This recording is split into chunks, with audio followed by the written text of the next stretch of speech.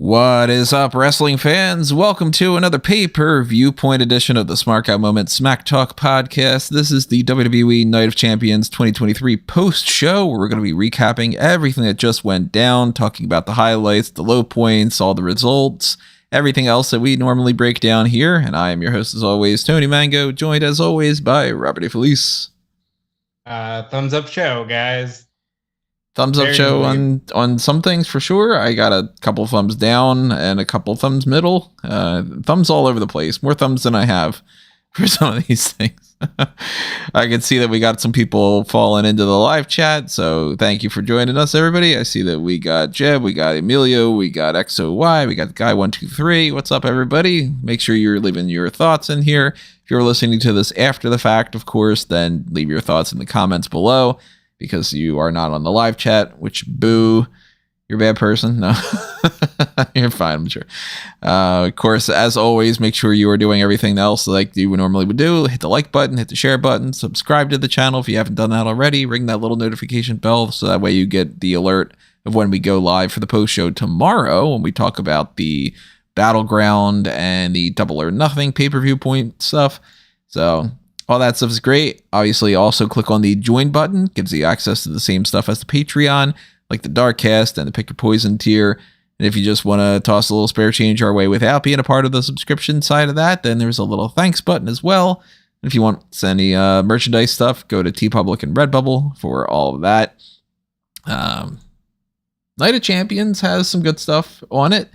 Some stuff that I was really not paying any attention to, and I was just working on the Batman Blueprint, which, of course, if you don't know what the Blueprint Project is all about, head on over to fanboysanonymous.com and check out the upcoming Chapter 4 of the Batman A Nighttime Story 100 records from the Wayne Foundation archives. So many different things I've been working on that, just editing some pictures and things here and there, but by and large, some really good things that happen on this show that kind of kept this from being a completely pointless series of rematches. And of course, you know, we've seen that happen with Backlash in the past, but they do have a tendency sometimes to just kind of do a series of rematches and then do a series of rematches here and there. And Night of Champions, they had a couple things that kind of fell into the, I didn't really need to watch that territory. And then a couple really important and good things that happen. You're way more on the positive side overall, I think, because I think you're riding the high of the main event. But I think when we go through this, you might end up going, yeah, you know what, that was kind of a little well, but so my overall, and I think that this goes for whenever we talk about anything, I view things so much differently because, unlike you and Callum, I don't have the luxury of going, I didn't really just pay attention to it. You know, like, my job is specifically to be watching all the things that happen. So even if it's a match that's kind of blasé, like I'll just say right now, Gunther versus Ali was good, but it wasn't like something to write home about. It's still thumbs up in the overall scheme of things because you weren't expecting the world to be set on fire. Low expectations gets a higher thumbs up on your front on that. Yeah. I look at everything as everything should be the best thing possible. And of course, if you don't quite pull that off, sometimes you can't. Sometimes they just don't want to, and sometimes they are too lazy to, and sometimes they pull it off and they end up doing something great. And I see Frankie in the chat here. I'm going to be optimistic. I enjoyed the show overall. I see Dane's in the chat. I see Peter's in the chat.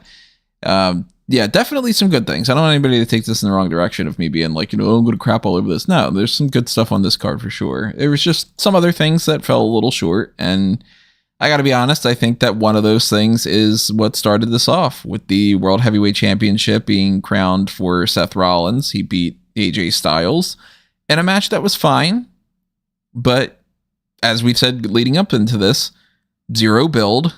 You know, it had the whole video package breakdown for Rollins, and that was it. Styles didn't at all ever feel like he was going to win the championship to me leading up into this, and there was no point in the match, not even the pedigree that got the crowd to be like, oh my God, near fall.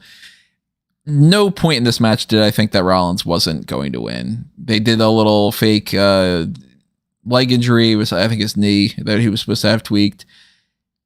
I'm like, yeah, they're doing that so that he looks like he's not going to win and all, and he will, and then he did. And I'm not going to deny that Seth Rollins is he's a good option to be the champion and all right now, but I saw plenty of people saying on Twitter and all, oh my God, this is starting off the show. It's another example of this being the B-level championship. And of course, there's the criticism that Rollins is just booking it and getting right out there to go film Captain America New World Order. So a lot of people are doing the whole, oh, and he's not even going to be around and all. Of course, we know that that's not necessarily going to be the case. But yeah, I kind of did feel like this was sort of on par with an Intercontinental Championship. It didn't seem like it was as epic of a world title situation as they're building it to be in my mind. I think so. I want to address some parts of what you said there. First of all, yes, the first thing the person I was watching said to me was, "Why is this opening kind of hard to make it feel like a main event when it's opening?" And I agree with that statement completely. I always agree with that statement, no matter if it's Brock in the Universal title with Seth Rollins at WrestleMania a few years ago, or Edge and Del Rio. I don't like world title matches opening shows. WWE is really trying to change that narrative, but they've been doing that for years. It's been 12 years, so I still feel like it is what it is. Yeah, we still have that same discussion, though. So after 12 years of trying to tell people, no, treat the first match as being equal of the main event, but just because you say it's one of the main events, a 3 main event thing, you don't have 3 main events. You have 3 featured matches on a card and 1 main event. There's 1 main event, and a dozen years of trying to train the audience to think something is still not working. So So I think it would be better, legitimately. I think WWE would have a better shot at this if they didn't also routinely say, when they do things the opposite way, oh yeah, this is how it should be, Cole. That's what gets them, is that they're so eager to tell you that they've been bullshitting you. You mean like when they say this is a championship that you can actually trust the person's going to defend it, and this is for a real fighting champion and all that? Yeah. Where they just pull the curtain back and go, this is the one that you got to pay attention to because we could do something with it. When they do that shit, it's frustrating. Mm-hmm. Or when they, but then they'll tell you, oh, but Roman, it's so much more special because Roman can do whatever he wants, and this is the title you really need to focus on because it's the one we actually care about. Yeah, well, they want to double dip. They want to have their cake and eat it too. They need to work on their messaging, is what I'm saying. Yeah, they always want to try to pitch everything as this is the most important thing, and then as soon as you go to the next segment and they go, but this is the most important thing, and then they go, but that's the most, because it's the whole, like, you put something on sale for $4.99 so that you don't realize that it's $5, and then you go, come on, you're not getting one over on me, and they go, yeah, I am. So I don't feel super like, oh my God, Seth Rollins just won a world championship. It doesn't feel like it to me. It feels like he won the United States title or something. No, because here's the important part. Now we have something to fucking care about on Monday night. Period. Well, not yet. That's the thing, is they think that this means that they solved all the problems. Well, you have to build this up now. You need to actually put the work in. Chunk of the problems right off the bat, because part of the problem was just there is no main event segment. It's going to take some time to build to get it proper. That's what I mean, is they've got the potential. They've set up the potential to do it, but they have to execute it. Because theoretically, anything that they do could work. Like, we could be saying that Roman Reigns has the best title reign of all time right now, and we could be, in theory, oh man, it's so good that he might end up holding that belt longer than Bob Backlund. But if you don't do anything over the course of the next year and a half, then people are just going to go, this is boring though.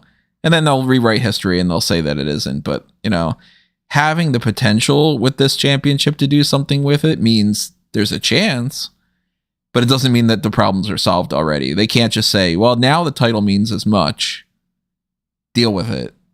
Now you got to actually put in the work. And it's going to take months. It's not going to be something that by the time we get around to SummerSlam, that everybody's going to look at this as being Seth Rollins is equal or greater than Roman Reigns. He's not going to reach that level, period. But at least they're going to have to spend the next 6 months or so to convince people that this is not a pure I can't beat Roman Reigns championship, you know? Well, spoiler alert for the way that I'm thinking about things. I'm still of the opinion that by SummerSlam, Roman Reigns will not be champion. And I think things will balance out as soon as you get to full-time champions. And I reserve the right to change my opinion when they announce the cards for Money in the Bank. But until that time, I say, you know, I think Roman's losing that belt really soon. And I'm still firmly in the Roman's holding this until he beats at least Hogan, if not also Backlund. Now, Backlund would be... When would Backlund be? Peter, I think you had the numbers for this if you have it off the top of your head.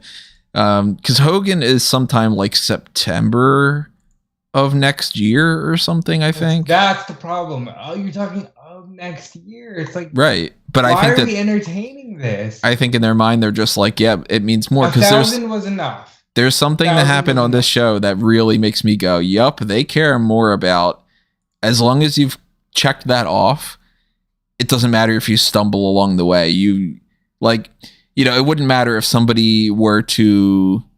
Peter says Roman beats Bruno on May 4th, 2028. Yeah, I don't think he's going to beat Bruno, but the Backlund one, I think the Backlund one's not too far off from, or maybe it's Morales. I forget who it is. Whoever it is that. No, it's Morales is in like. Morales is like a few days away from Hogan, right? Morales is like a few days away. Like, I think it's like he can get to Money in the Bank and probably beat Morales. I forget exactly, yeah. Whatever it is that like the next two of it is, it's like Hogan and one of the other ones or whatever. I think that he'll end up beating both of them. But I think that WWE's mentality lately is you could lose every game heading into the playoffs and it doesn't matter as long as you win the Super Bowl. That's all that anybody cares about. I just want to say, by the way, I know you don't watch sports, but let's just bring it out there. If you lose every game leading up to the playoffs, your ass ain't in the playoffs. And that is the difference between sports and WWE. It's exactly the difference because they can book themselves to go, none of this matters, and we're just going to flip it on a dime. There's no actual like point system or anything. And they can just say the same thing that they've done with plenty of other people in the past. How many times have we had this person wins Money in the Bank and we have them lose a million times because, well, eventually he's going to cash in and win the championship and none of that matters. I think that they are firmly in the camp of, look, we're going to get this other championship out there so we could do something because we need to do something with these belts. And we didn't have the foresight to not put both on Roman. And this is our alternative. It's the bronze medal, sure, but hey, we can play around with it and we can just tell you that it means the same. And a lot of people will just go with it because you're just, mindless zombies. And the other people that won't, they'll still probably watch anyway. And we don't really care about them because they're the ones that are bitching about it on a podcast. And, I think that's where their mind's at. I think that Roman's going to retain that going forward. But I'll come back to this with another thing because I think there's something specific that happened on this show that really points in that direction. There is precedent that sets up what you're saying. Yeah. And it's not Becky Lynch versus Trish Stratus. I will say this one was one of my least favorite matches of the night up until the very, very end, which, when it comes around to talking about the previous era, we've said this before a million times too, so I don't want to be on the same drum. Trish is considered one of the greatest of all time. But if you go back and you watch a lot of Trish's matches, they aren't the same quality as what we've got now. And I think a great analogy to talk about this for a lot of people that don't quite understand where the criticism's coming from.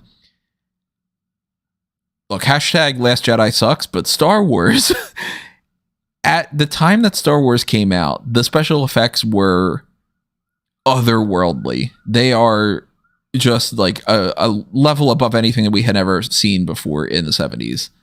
There's no arguing about that. It took people by storm, and they were like, my God, what is this? This is insane.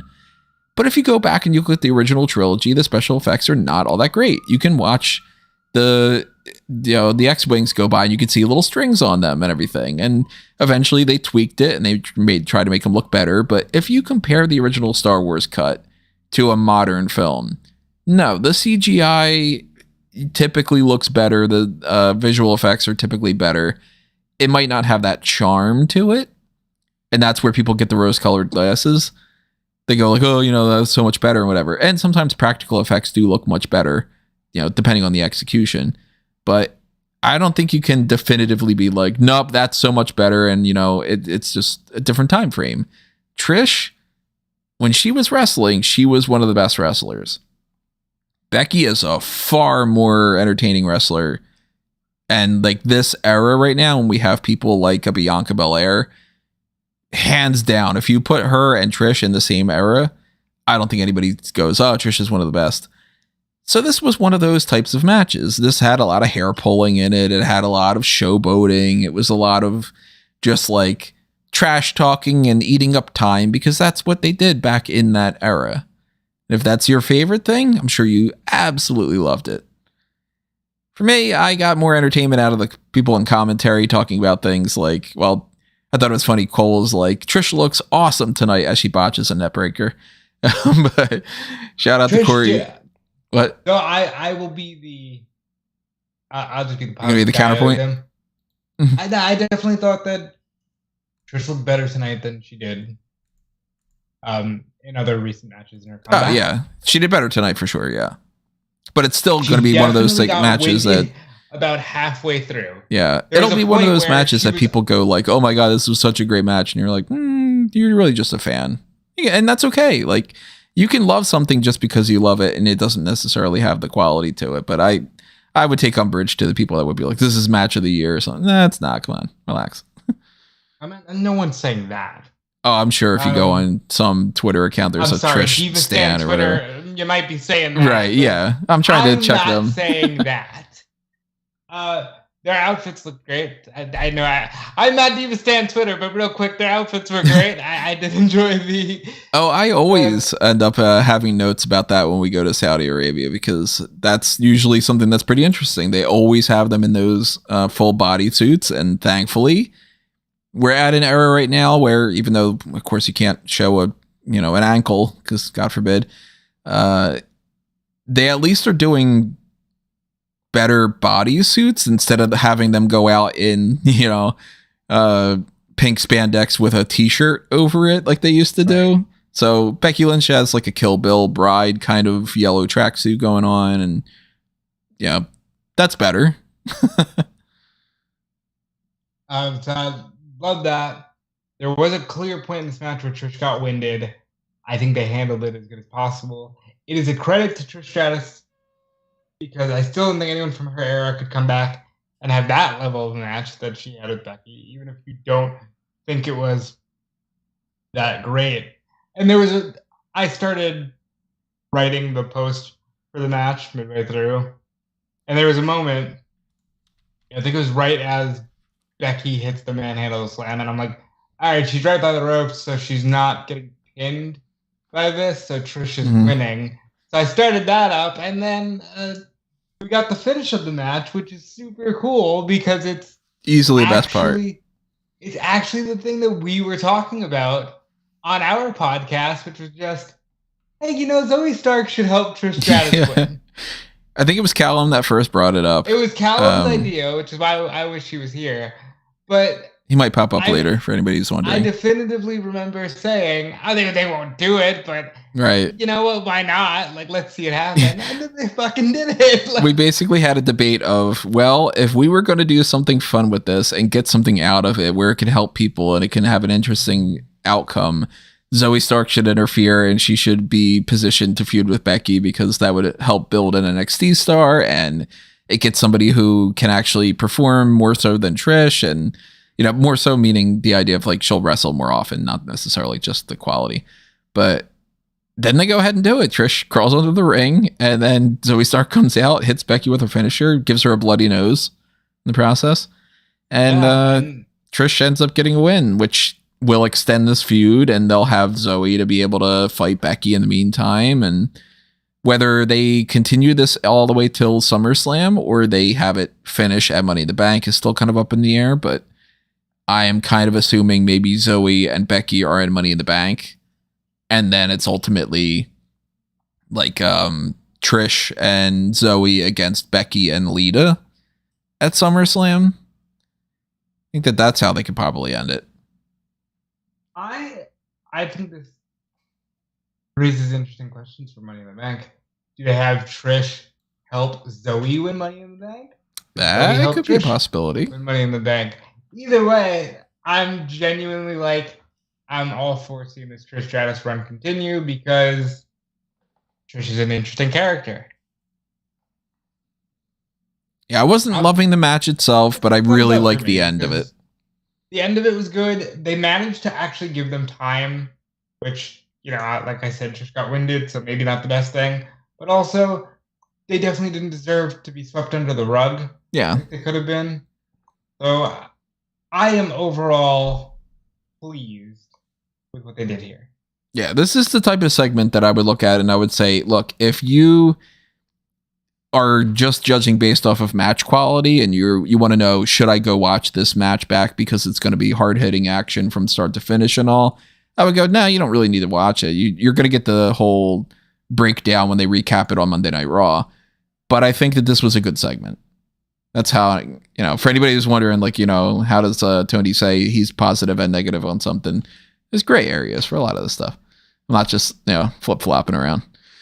Especially because I don't like flip-flops. They're not comfortable at all. It's not a gray area, and I'm going to put over them real quick, because I know it's the Saudi shows are always touch and go, right? Mm-hmm. But the crowd? We always put over the crowd, but hearing that they granted the first Make-A-Wish in Saudi Arabia is cool no matter how you look at it. That's positive. Yeah, you can't be a sourpuss about that by any means. No, that's always a good thing. That's a positive. A James Bond themed Money in the Bank promo. That's a positive. You want to get into that real quick? They did a James Bond Money in the Bank commercial, and I just absolutely popped. Which I love that I've influenced that enough that now, you had a reaction to that before even I did. Because I heard the bootleg, da, da, da. I was like, oh, that's cool. That's the way to go. It wasn't a gun barrel, but they did do it with the briefcase, and I think that's great. Yeah, I mean, they have more gun barrels going on WWE right now than Daniel Craig had for a few years. Yeah, I'm always going to be salty about that. I don't know how the hell they went multiple movies without that. But if you're interested in more, if you want more discussion about James Bond, you should go on over to fanboysanonymous.com. You should check out the series called A Review to a Kill, because that was a huge deep dive into the James Bond franchise, all of the movies, and a breakdown of the Mount Rushmore of 7 or 8 different categories of different things, and full-on ranking of the Bond themes and the Bond girls and the gadgets and the villains and the henchmen and all that. An amazing series that I miss doing. Hurry up! I'm ready for more Bond. Yeah, it's there's too much time to pass by. I want them to wash the bad taste out of my mouth from No Time to Die. So, hey, if you get Money in the Bank, which I love that gimmick, and you throw in James Bond with that too, I mean, what are we going to have next? Captain America is going to cast a Seth Rollins or something? Oh, wait. They did do that. By the way, since we kind of moved away from the AJ Styles Seth Rollins match real quick, I really enjoyed that match. I don't like that we're already having discussions about Seth Rollins just going to Hollywood. They put him on first so he could get out of there. Listen, they put him on first and Becky on second. You can do with that information what you will. But I don't like that we're having that discussion because I'm tired of that discussion. I want full-time wrestlers want to be there. I'm 100% agreeing with Guy123 in the chat of Mickey over Trish. I always liked Mickey better. Yeah, I mean, like we said, I don't think that Rollins is just like not going to be defending this title and he's going to be away filming for the next 3 months or anything. Yeah, but just the fact that we're having the discussion is annoying. It's annoying. Yeah. All right, double checked about Peter was saying in 28 days is when the Pedro Morales championship is overtaken. Like he can get to Money in the Bank and beat Pedro. All right, so he's got Pedro Morales covered. That's obviously a guarantee, but again, I still think that it would be September 8th, 2024 when he beats Bob Backlund, according to Peter's calculations. I still think it's a possibility. I still think he might not drop it until Mania 41. But we'll see, and we'll come back to that. And I know one person that is on a record-breaking run right now is Gunther. Look at that transition, because he is the longest reigning Intercontinental Champion in so long that he is really coming close to beating that Honky Tonk Man record. And I think that they are going to do it. They might as well. I only say it like that because if you don't have anyone really, really good, then don't do it. But they might as well let him beat it. So I had calculated this before. I'm trying to find the article where I had done it. I think it's like September. It's like September 8th or 10th or 11th or something. It's somewhere along those lines. Gunther winning that kind of accolade is definitely something I can imagine happening. You know, we've seen with Triple H in the past with NXT that he can book people to be like, you know, I want them to be a record-breaking person. You know, Asuka had her record-setting NXT Women's Championship reign, and a lot of people had really long reigns. And Gunther was one of them with the United Kingdom Championship. So, oh wow, Peter says if Gunther reigns until March, he'll beat every other Intercontinental title reign combined. Really? Holy shit! That's impossible. Show me the proof, Peter, and then I'll believe you. That sounds insane. Yeah, fucking go ahead and do that then. Maybe, I don't know, but Gunther. I mean, if it's literally just March and just let him get through Mania, then let him get through Mania. Is anyone gonna be upset by that? Well, Gunther definitely didn't have a whole lot of opposition here with Mustafa Ali, who they had buried on Monday Night Raw. We talked about that before, that they were just like, hey, you loser, get a fucking job, you loser, basically. But, or no, it was get a life. That's what it was. Get a life, kid. Get a life, kid. Yeah. So they did a good enough job here with Mustafa Ali putting up a fight, at least. But, of course, he was not going to stand much of a chance. And by the end of it, I had started typing out a thing. I was like, moves like his Tornado DDT are still popping the crowd a ton. They're buying into it, but they're about to be disappointed as yep, never mind. There we go. Powerbomb pinfall. Because I was like, yeah, there's no way this is lasting more than another minute or so. And Gunther retains. I was taken back by that as well, because it went from, okay, they're just getting rolling to drop kick, powerbomb, 1, 2, 3. Okay, well, I can't say I'm shocked. Yeah. Fine enough match.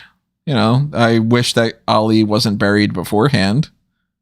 Yeah, that would have been good if he would have like beaten some people and seemed like he could stand a chance, and then, you know, that way he doesn't lose here. Then people go, yeah, I knew he was a loser.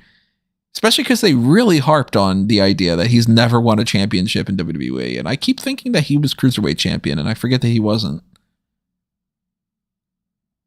Because wasn't it like it was Gulak, and then it was Buddy Murphy, right, and then they were building him.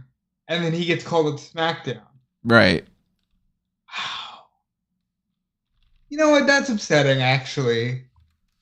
Hearing that. I thought he was definitely Cruiserweight champion. I don't think that he was. Let me double check. It was, because there was Tony Nese was in there with the Buddy Murphy thing. Gulak was somewhere around there. I forget if it was. All right, now, so, okay, it was, Enzo vacated it. Cedric won by beating Ali at Mania 34.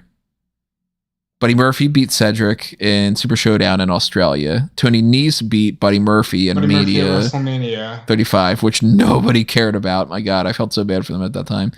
Gulak beat Tony Nese at Stomping Grounds on the kickoff, of all things. I remember that because they were still doing... The kickoff is the Cruiserweight time. Yeah, they were still like, no, the Cruiserweights are still a special part of us. And then they just moved the brand to NXT, where Leo Rush beat Gulak, was it? That was Leo Rush, and they renamed it to NXT Cruiserweight Championship. Then Angel Garza won for about a month, and then Jordan Devlin won. Then we had the whole UK thing where that got all messed up, and Santos Escobar. And then you go to Kushida, then you go to Roderick Strong, who's going to make a big splash in the division, and then the next person that wins unifies and says, nah. So that championship was flip-flopping all over the place. What's the word for the day? I guess flip-flopping. So Gunther retaining is not a surprise. I was surprised, though, that they were like, hey, LA Knight's in the crowd. They don't have anything for him, but he's sitting down. So they did that. That was the second one, I believe. Street Profits were first, but they were just like, yeah, hey, everybody, the Street Profits are in the crowd. And then they were like, hey, everybody, LA Knight's in the crowd. Then they did it for Omos later. Yeah, hey, everybody, Omos is in the crowd. It's like, what are we doing? So they flew them out there to do some other stuff, like to meet with people and get a photo op and that kind of crap, I'm sure. Because they wouldn't have flown them out there for no reason whatsoever, to just literally be in the crowd. But it's disappointing when you've got that media call, the conference and everything, and people are chanting for LA Knight, and then Triple H is right there going like, yeah, I hear you. That guy's real popular. It's almost like you want to see him do stuff. Then they're like, yeah, don't you want to see him sit?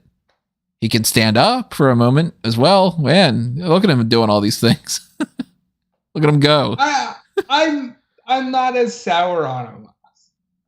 Because it's like, not everybody needs to be the Big Show. And they don't have Kali. And I think he's a bit more personality than Kali. Where are you getting the sour on Omos thing? Where's that from? Well, no, I'm just saying, like, some people are, sour on Omos. Oh, just in general. Yeah, I thought you meant about like, yeah. No, nobody in particular. I actually happen to follow a lot of Homo sapiens. But Homo sapiens is what they're called. I like it. That's better than anything. Homo sapiens. I think he'll be fun as long as they use him in proper roles. Now, I don't want to see Omos in that Money in the Bank. I don't think he should take up a spot. Give it to people that'll actually win the match, or like potentially win the match, or at least I have Brock fulfill a different thing. Match, so I think that's enough of the free agents having a spot. Well, I have Brock and Logan Paul, so those two are enough. I don't think Logan Paul's going to be in there, but yeah, maybe they're going to be in London, so they might do. Well, we've got as many people as we could possibly get to like boost that show up. Of course, we'll figure that out a little bit soon, tomorrow night or Monday night. Look at some qualifying matches and all. But they filled some more time with some more video packages and all. And then we got Bianca Belair against Asuka for the Raw Women's Championship. And this is the thing that I wanted to call back to. I was saying for all this time, why are they not addressing the fact that the Raw Women's Championship is on the opposite brand and the SmackDown Women's Championship is on the red brand? It doesn't make any sense. And I was critical, and I still am critical because I think you could execute this better, of the way that they didn't bother to build much for Asuka versus Bianca at WrestleMania. I mean, go back on the archives on the previous episodes. The way that they built that was they stare at each other a couple weeks in a row. Like, we will be both in the ring, and we will look at each other and nod our heads. Yeah, we're going to have a match. And that's all they did. So the build of that, blah. We all know the story of, well, they're going to have a great match because they're great performers. Okay, that doesn't excuse bad booking, A big explosion action sequence at the end of a shitty action movie that's got bad dialogue and all doesn't mean that it's a great movie. It just means it has one good sequence. So there are my analogies. No food analogies yet. I'm surprised about that because I am a little hungry.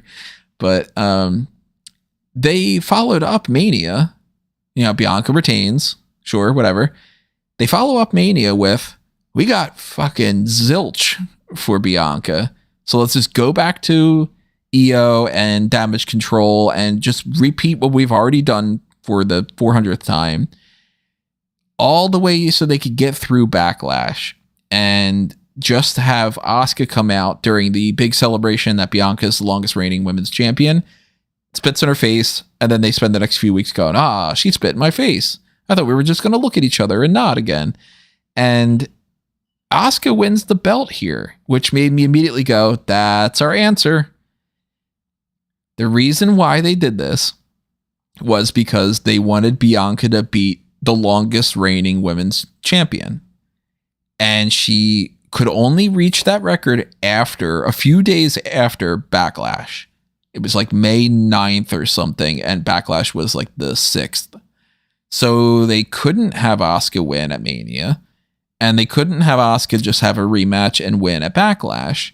So they needed to do something in the meantime. And their idea was, well, let's just tell this Damage Control splitting apart story. That'll be interesting enough in our minds. And we'll give EO a spotlight that'll, boost her stock up a little bit. And we know that the match will be good because EO's good and Bianca's good. So Belair will retain, and then we'll come back to Asuka. And of course, they still did the lazy thing of like, well, all Asuka does is spit in her face and that's it. But Asuka winning here makes me think, okay. They followed this up immediately with Rhea Ripley squashing Natty. Asuka and Rhea are going to swap the titles now. We got the Bianca title reign. That's done. She surpassed the level. Now we're going to have the person that can actually swap the belts. And it gives Rhea... both heels, so it doesn't have to be weird. Right. And it gives Asuka another title reign because they're going to count that as another title reign. Same thing for Rhea. And Bianca doesn't have to forfeit just being so close to beating that championship record. And they just stalled. They looked at the pre-Mania stuff and went, if we just wait until after Backlash, Bianca will do that. I'm going to go right back there when we talk about the bloodline. Yeah, exactly. I think that they were like building towards Mania with the little build that they were, because I don't think that they had a big plan for Mania. I still think that this was not like Triple H was like, oh my God, I can't wait to have Asuka come in at the Royal Rumble and we're going to really make her the biggest thing in the world. If they did, they executed that poorly. I think they dropped the ball with Asuka and then they're just trying to pick it up now and say, hey, she scored it. Why am I going with these football analogies? So I was going to say she fumbled the ball, picked it up, and then got a touchdown, and they're going to go, she still scored, right, guys? And they'll be like, yeah, she didn't catch the ball. You didn't pull it off that way. All these football analogies today for me that I'm not a football fan. Look at it that way. In their mind, Asuka's the champion. That's the end goal that they wanted to go with, along with Bianca having that record. We'll swap the titles afterward and you'll all just forget about it. It'll all fade away. We're going to beat the drum that didn't happen, and revisionist history will just go move on and do what you do with all the other eras. Like, people act like the Attitude Era was fantastic, and then you watch back show by show and you go, there's a lot of crap here, but the bullet points are still there. And the bullet point is Bianca Belair was the longest reigning champion, and then Asuka is now the champion. And now they'll swap the titles, and that's your answer. I thought they might have even, with the way they ran through the Rhea match, I thought they might have even done it tonight. No, they got to milk that for an extra segment. You keep saying that, but at this point, I don't care. Well, you don't, but they are going to milk everything as much as they possibly can. They better milk it to tomorrow because I need them to swap these belts. I got a feeling on Monday Night Raw, there's going to be a segment where Triple H is going to be like, hey, we just crowned a new world heavyweight champion, and in the interest of this whole championship thing, let's clean up the house a little bit better. It's a little bit weird that we have these champions on the opposite brand, so let's swap the belts and let's, now is really when the post-draft stuff happens. Even though that was supposed to have happened a month ago. Why we all said from the get, hey, they should do it after Night of Champions. Right. Because you're clearly not going to do this. We're probably saying, no, we did say Night of Champions because the whole point was, hey, don't do the brand split without knowing what you're doing with the belts. And don't have the brand split where you say AJ Styles is drafted over to SmackDown, but if he wins this Raw exclusive championship, we're going to move him and his other teammates over to Raw. Because that made it obvious that he wasn't going to win it. So if they would have just had the draft after tonight, then that would have made so much more sense. Now, technically, they couldn't have done that if it comes to like calling up Zoe Stark and trying to get that in the mix, but I don't know. Maybe don't position yourself in a situation to have to do that. Maybe wait until you figure out the rest of that, and maybe this could be the call up for that. There's a lot of different ways to pull this off, and the same thing for Asuka. I think that Asuka's great. We all love Asuka. This isn't her fault whatsoever. This is poor booking for the past 5 months to WWE to not set her up right.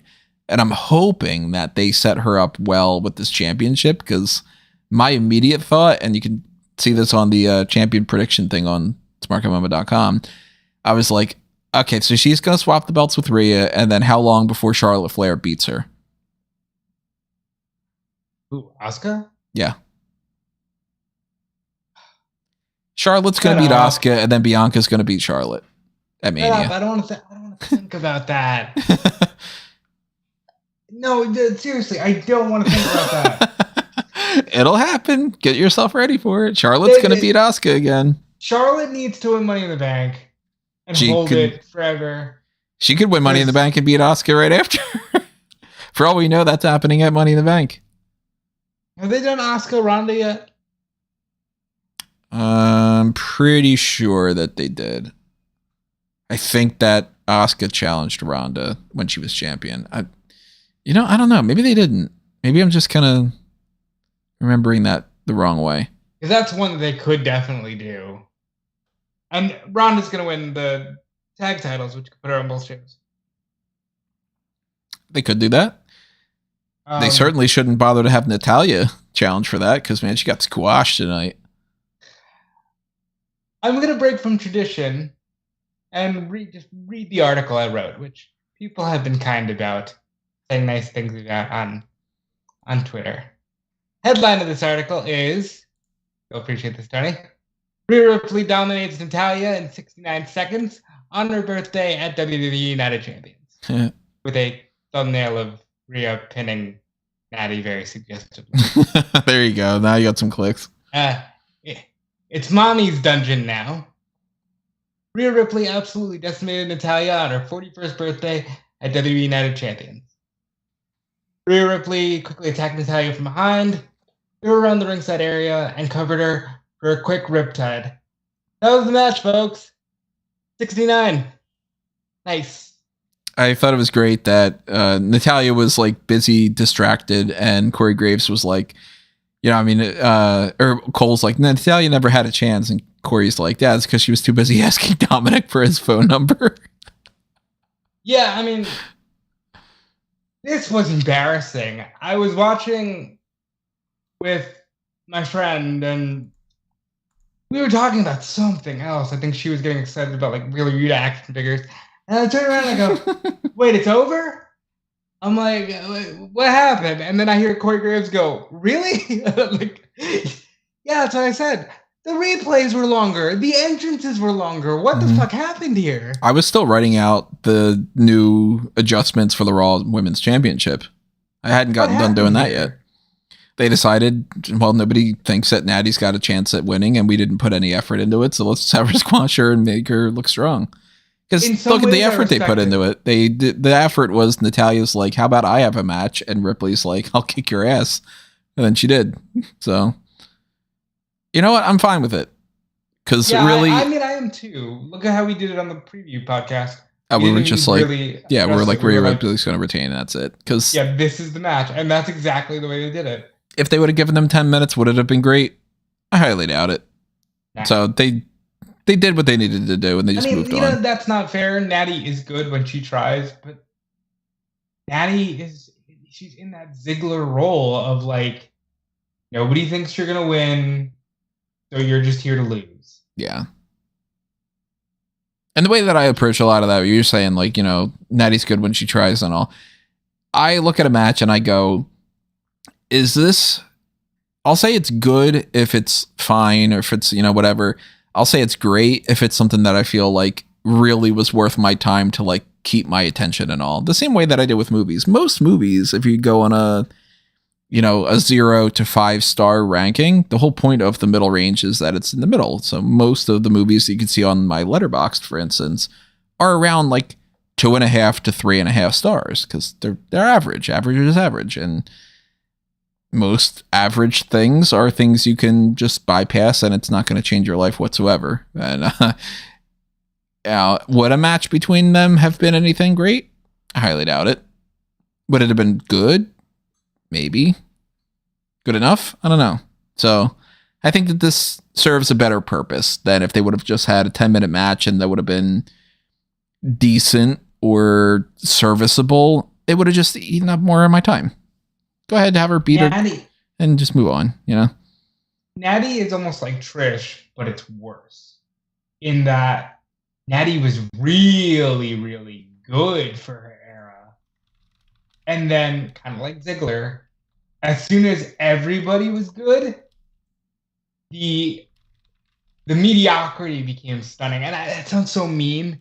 The way that came out of my mouth, it felt a lot more mean than I meant it to. But so you're saying you hate Natty? No, that's not what I'm saying. You heard it here, folks. It's just the reality of it is Natty missed the boat. If she would have been able to do a run on the independents like a Candice LeRae, come in when nobody was having those kinds of matches, and then put on the same matches she did with Charlotte Flair and stuff, I think Natty would be in the same light as Charlotte because she'd be carrying on a torch for the Hart family. Unfortunately for Natty, she is at this point, has to be the last of the Divas era, right? Well, did she miss the boat or is she the boat? She both missed and is the boat. It's Schrodinger's boat. Spear no finisher. Well, I would say that, but she can't finish a match and wins.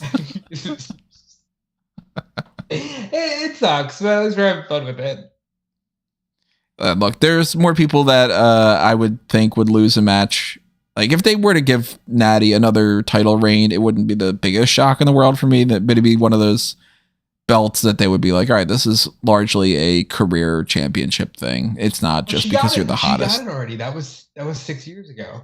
And people don't understand. Even then, she was already in the company for 9 years when they gave her the SmackDown Women's title. That's true. I guess I completely forgot about that.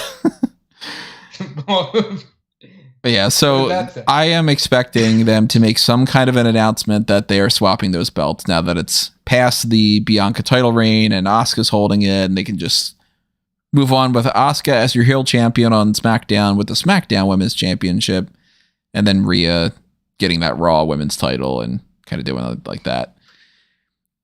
Now, I wasn't big on that whole Rhea Natty thing being like, this should go on for a long time and all, but I was confused at first. I was like, are they going to follow one squash with another one? Because the next match was Brock Lesnar versus Cody Rhodes.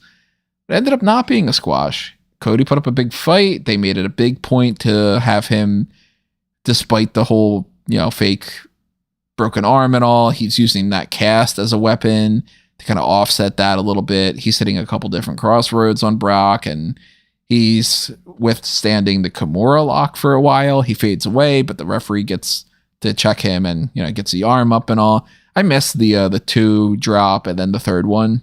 I still think that's better. In the archives, folks, Paul Heyman's SmackDown podcast, Callum and I talk about that so much.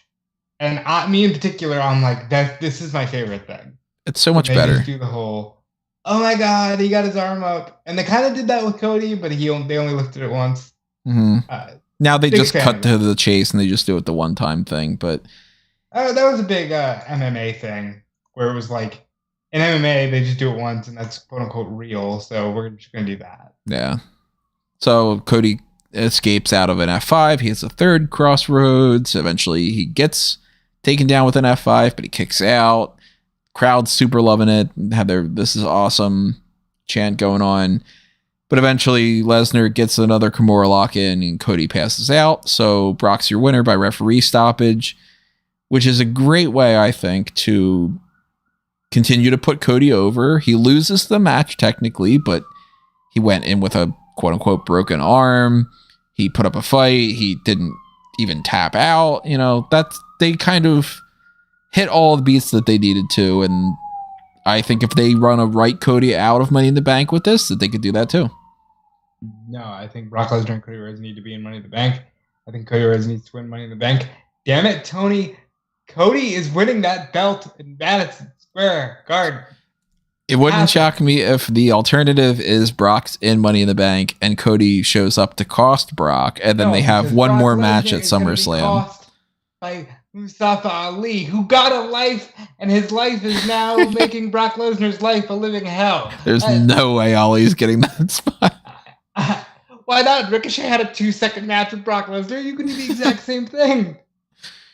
For the guy in the chat, Guy123 saying you should do a best wrestlers top 50 list. We're thinking about doing some kind of a top rope list at some point this year about our favorite wrestlers. We will do best wrestlers of all time kind of deal. But if you want to make sure we do it, you could always take advantage of that with the Pick Your Poison tier over on Patreon and request that. Then, within a week or two, then we would do it. That's how it works.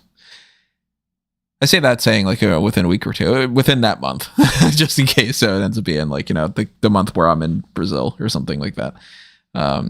But yeah, I like the way that I like this a lot. Yeah. The Cody Rhodes thing is not what I was hoping that he would be doing right now. Cause I was thinking, yeah, he should have won at WrestleMania. Then he should be defending the belt against Brock and all that. But in a bubble, this is good. I like it. I have one problem, and it's not just a WWE thing. It's everybody does this bit with he passed out from the pain. The reason that worked for the sharpshooter on Stone Cold at WrestleMania 13 is because he passed out because he was losing so much blood.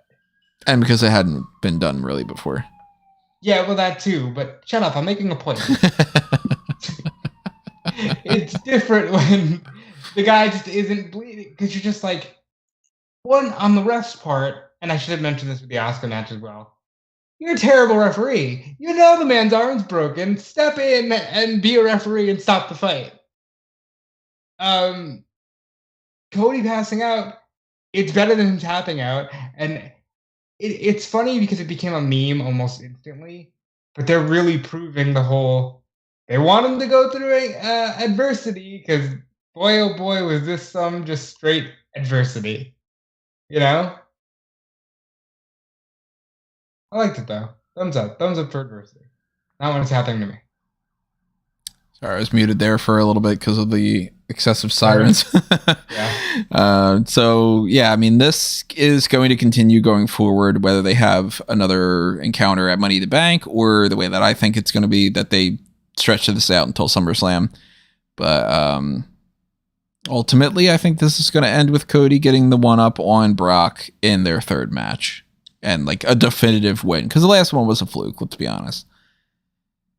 So you still think that he's going to win that belt at Madison Square Garden. But yeah, the main event was Kevin Owens and Sami Zayn defending the undisputed WWE Tag Team Championship titles, because it's the Raw and SmackDown titles, against Roman Reigns and Solo Sikoa. And they made a point here to say, if Roman wins, he will be the first person to ever hold 4 different championships at the same time. So it's like, okay, yeah, it is definitively 4 separate championships, or at least that according to Cole. Because you've set up a third world title, then, and what reason did you do this? Yeah, so that is definitely a third world title. Not that they are combining these, and they could combine them, and they could just say, "Well, Michael Cole misspoke, or we changed our mind," or they should have combined them when he won them.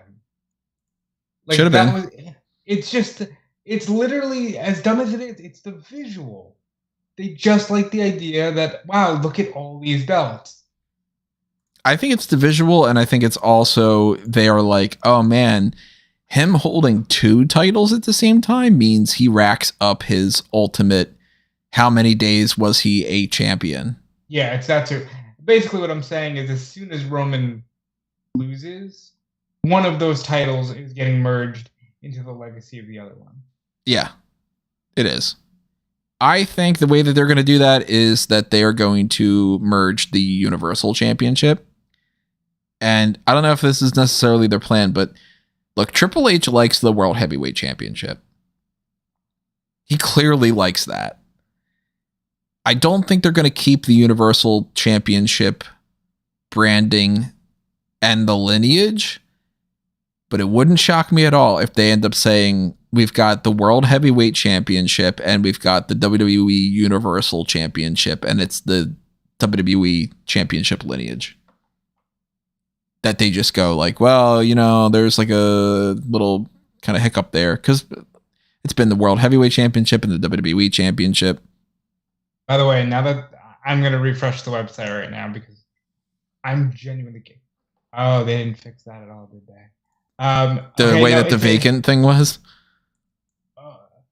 Not the one that was just super huge, but you know how they have the PNGs on the bottom? Yeah. The new world title has a big black square around it. Oh, does it? Let me see. Oh, wow. Yeah.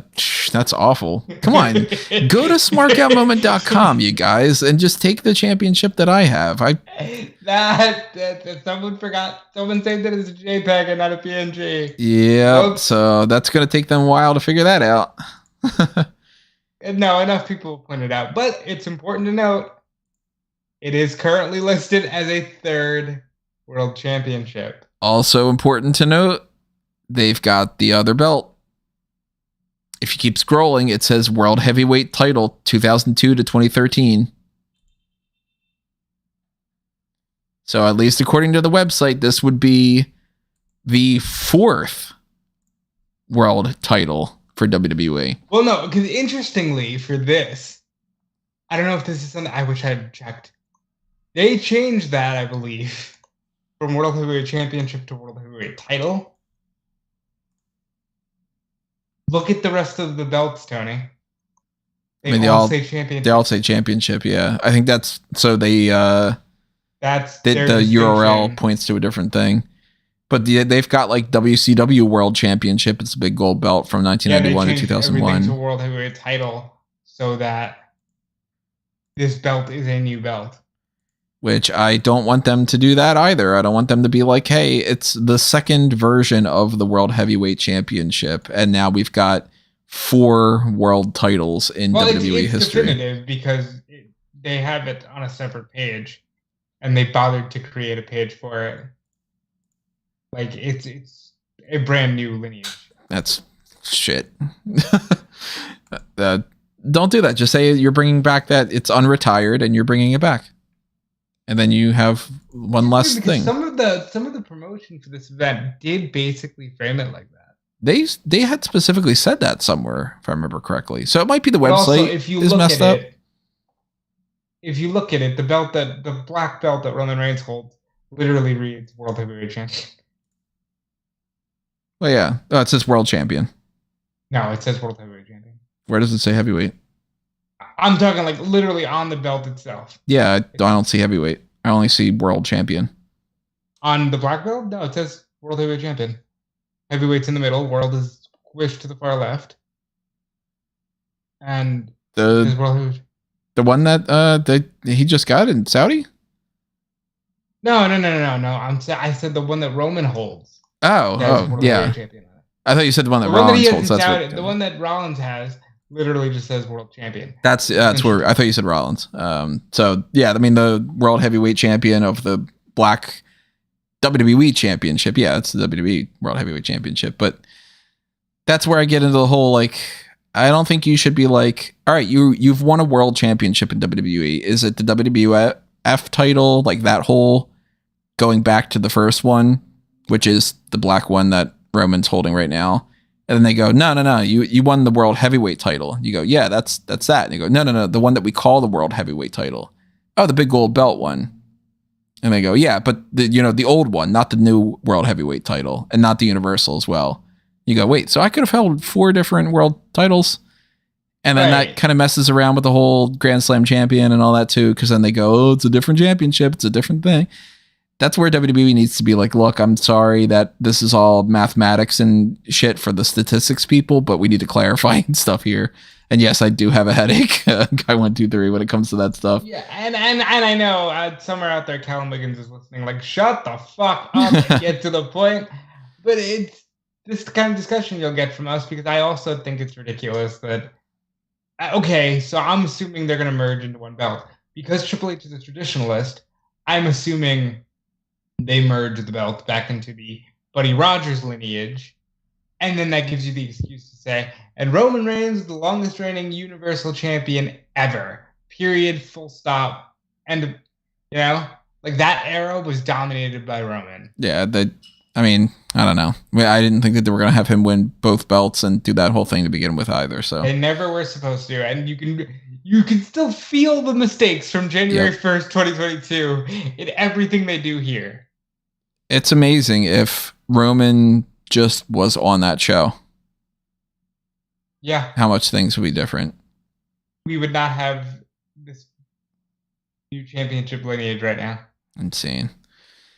So they did say, hey, he might win the 4 titles and do all that thing, but they were saying that while the fans were going absolutely nuts over Sami Zayn, which was great. Seeing him come out there, he's got his attire on, he's cutting his promo, and I like that Roman's going like, oh, what is he saying and all, but even Caroline noticed that like he was still kind of holding back a smile, like Roman's just breaking character in the moment.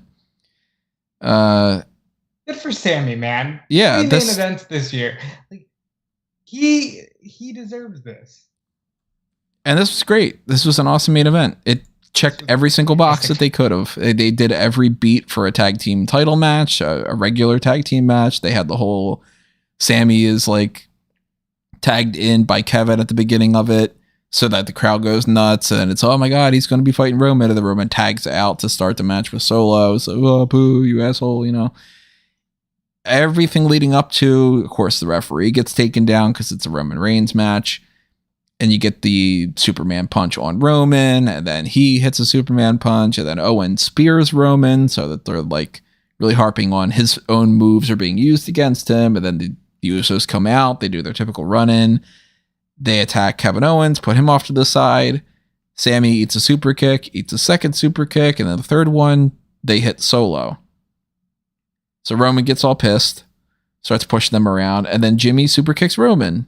And after Jay's all upset and says, why did you do that? Jimmy says, I'm doing what you should have done a long time ago. And then super kicks Roman again. And then they book it. New referee comes down after Sikoa gets a stunner and a haluva kick. And there you go. Tag team champions retain. Roman's pissed. Solo is now got a problem to be upset with Jimmy and Jay. Jimmy and Jay are either out of the bloodline or at least they're kind of making a little bit of an exit, and we are getting Roman Reigns and Solo Sikoa against the Usos at Money in the Bank. That's happening. We might even just straight up get Roman Jimmy, because Jay, they're doing an abuse storyline very well. That's a weird thing to say, but like Jay is absolutely an abuse victim who absolutely does not know how to step away from Roman Reigns and is absolutely terrified that his brother has done this. He did not. I thought for a minute when they were looking at each other, I'm like, oh God, are they going to double super kick him? They didn't. Jay is still petrified of Roman Reigns. And I hate it because I think it's gone too long, but I got to give him credit. It's still firing on all cylinders. When they hit the beats are strong. They just need to quicken the pace a little bit. Yeah, I think that obviously they should have done the whole WrestleMania should have been different and all that stuff. But again, I think that they were just like, yeah, but we need to hit that, at least hit that 1,000-day mark. If not, also beat these other records. So they were like, ultimately, the bigger story here is the accolades and the records, and we care more about that than we care about the journey to get to there. Yeah, it's a good journey, Mark, if we set up this whole Cody thing and then he loses and stuff because, you're invested, aren't you? You're watching the thing.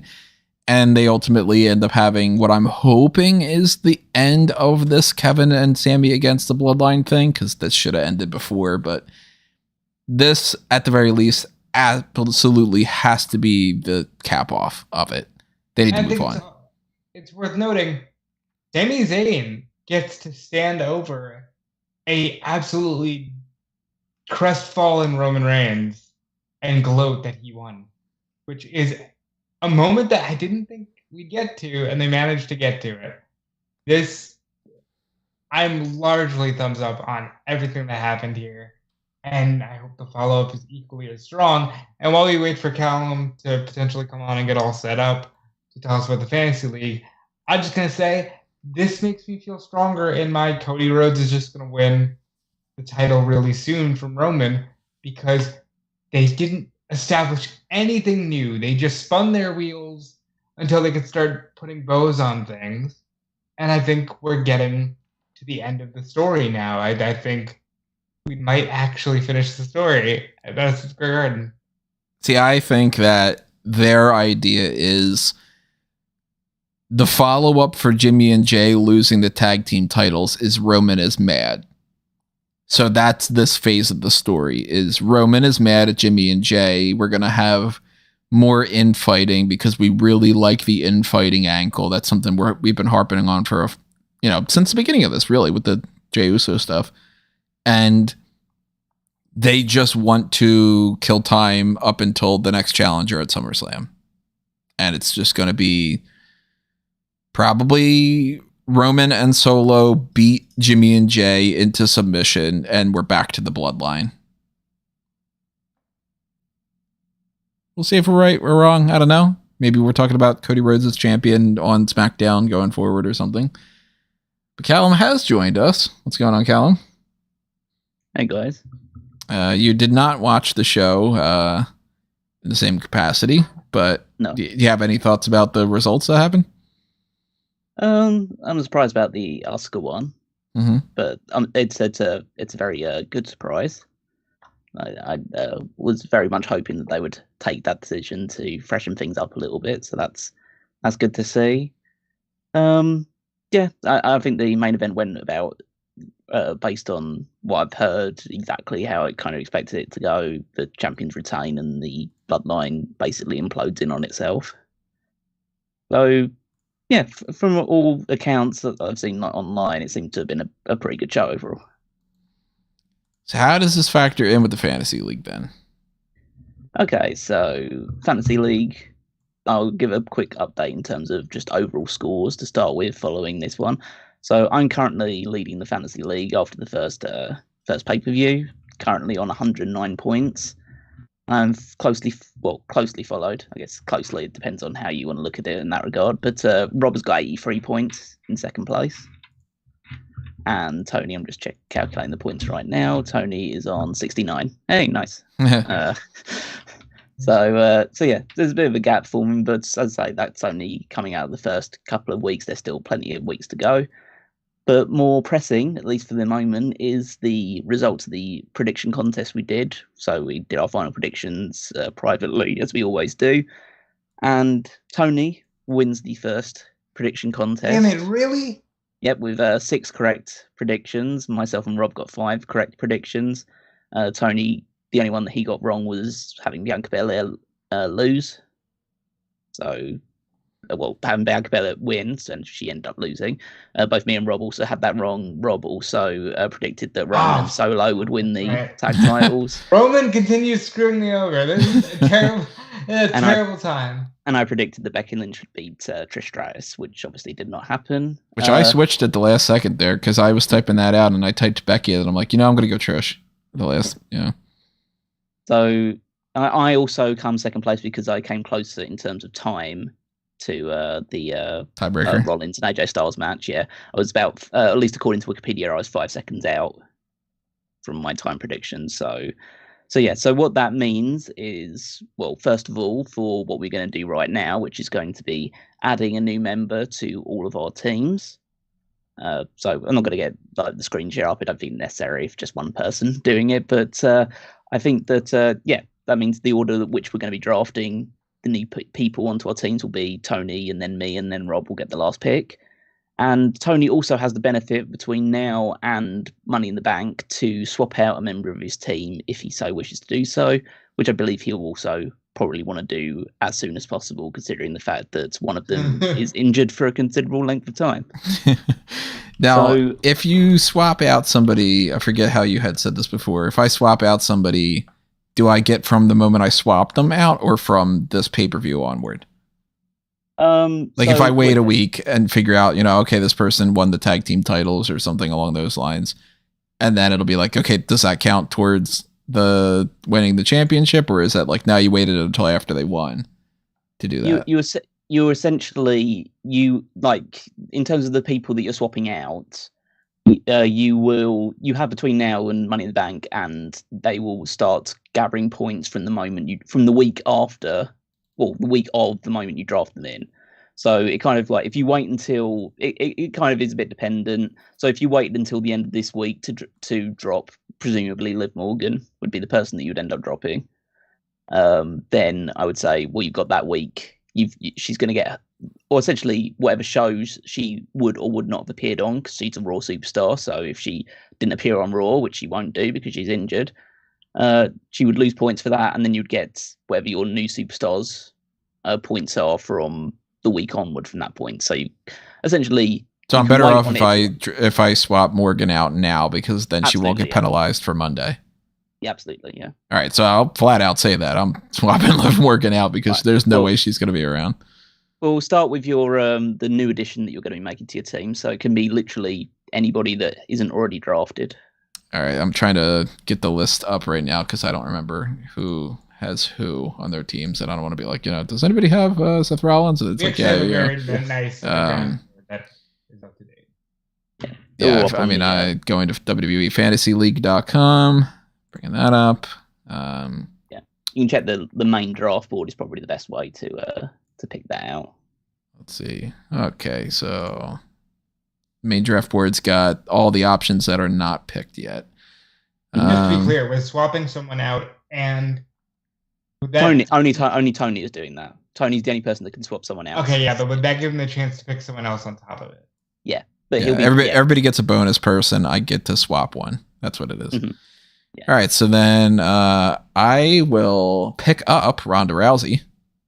Okay, so that's your bonus pick. So it'll go to me for the next pick after that. So I'm just adding Ronda to the list, and those points will start being picked up by Ronda as of Monday. So that'd be your new addition. You clever boy, you. I will then take Asuka as my pick. And Rob? All right. It's a couple of good ones here. These don't start until Monday, correct? Yes, that's a Monday. Okay, so there goes. I was going to potentially pick someone who might be winning on Battleground, but that's okay. Not going to go for Reggie? Let me tell you. He's not scripted anymore. Does he win for that? We all win for that. I'm going to maybe start losing some more here, but I'm going to tip my hand as to what I think is going to happen moving forward. And I'm going to say, give me Drew McIntyre. Okay. So Drew McIntyre adds it to Rob's team. So I really hope Drew McIntyre attacks Seth Rollins. That's where I'm going. But maybe Drew just fucked me. I don't know. All right, and so that's the 3 new additions. So Tony, who are you swapping Liv Morgan out for? Shayna Baszler. That might have been the case if you're going to go Ronda as one of them. Yep, that way I can get double the amount of points when they show up. They'll double the amount of points when they retain. They're going to keep those belts for a while. They're going to win those belts. God, I hope they win. They better win. I mean, if they don't, and I end up getting another Cora Jade and Roxanne Perez thing on here, then I've lost this draft. Okay, so I thought you might pick up the Usos. But they ain't winning anything. Everyone's going to beat them into submission. So Liv Morgan goes back. Dane's like, breaking news, Richard Galloway's all elite. Listen, yes. So Liv Morgan goes back into the draft pool, can be reselected now by anybody on our later ventures into that. That's fun. Okay. And then, now we have a slightly more expanded team, so it gives everyone opportunity to potentially score some more points, gives me a couple more people to keep track of, but that's totally fine. And we'll see how they fare going into Money in the Bank, where we'll make the next additions to our teams. Tony is already guaranteed that from at least from now until the end of the season, he can at least swap out one person from his team every single pay-per-view cycle. Hell yeah. Me and Rob need to start picking up, because if Tony starts getting on a roll of prediction victories, then he'll be getting all the bonuses that come with every pay-per-view cycle. So we need to start evening things out. The way I lost last year, okay? Like I want to win a little bit this time. Well, to be fair, this is like it's tiny for Tony because Tony is by a considerable margin bringing up the rear right now, so he probably needed the bonus more than anybody. Yeah. So that's Fantasy League. That's Night of Champions. And that's our breakdown of the pay-per-view. And of course, we've got 2 more pay-per-views to do tomorrow with the Double or Nothing pay-per-view point and the NXT Battleground pay-per-view point post shows. We'll combo those. And of course, if you are able to join us live for that, then definitely do. And if you're not, then leave your thoughts in the comments below, just the same as you should be doing here for Night of Champions. So I want to thank everybody for the live chat discussion, all the people that were able to join us for that. And of course, thank you for listening, no matter what you're listening on or whatever. And I mentioned before, fanboysanonymous.com. I mentioned the Blueprint Project and stuff. Go to both websites, Mark Out Moment and Fanboys Anonymous, because if you are supporting one thing under a mango tree, it'll support the other one and vice versa. So go to anthonymango.com or amangotree.com and see all the things I mentioned there, like even the letterbox that I brought up earlier. A little plug that popped up in the middle of nowhere from that. I am at Tony Mangle over those things, and Rob and Callum, you should also follow. Kind of like you said, Tony Mangle, which just tickled me. I am Tony Mangle.